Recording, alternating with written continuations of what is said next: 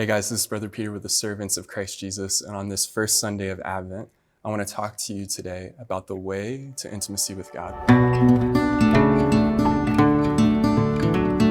And so the brothers that go to seminary every single day in our community, we drive down a major freeway called I-25.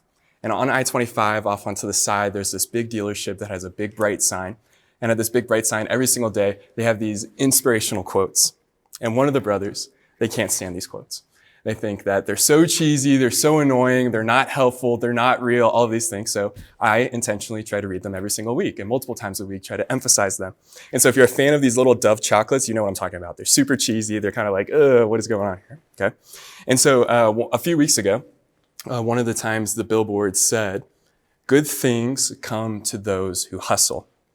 Good things come to those who hustle. And I remember reading that out loud as we were in the car, read it out nice and loud and said, "Good things come to those who hustle." And the brother said, "That's not true. That's not true." And he's right.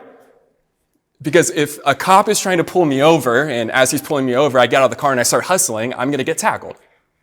Right? Not necessarily always true, but is there a twisted truth hidden in that statement? Good things come to those who hustle. Take, for instance, a boyfriend or a fiance.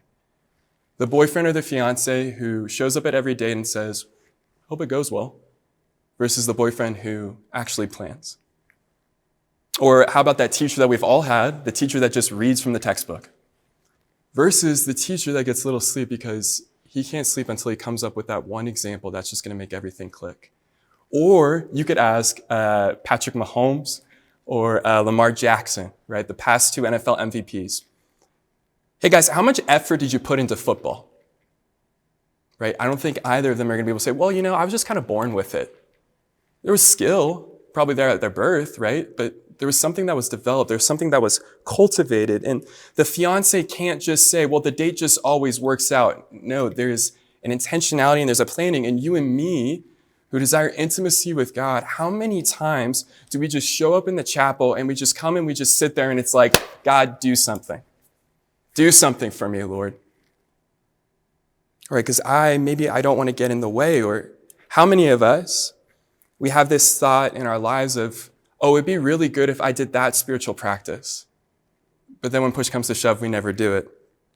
Because brothers and sisters, if you want intimacy takes intentionality. You cannot have intimacy without intentionality. You can see it in marriages. You can see it in sports. You can see it in any kind of relationship. You must be intentional. And Jesus himself warns you in Matthew 6.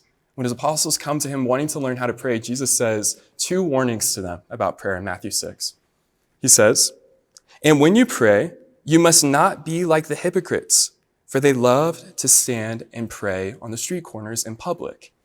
So that's the first warning. And then the second one, he says, "And when you pray, do not heap up empty phrases to God."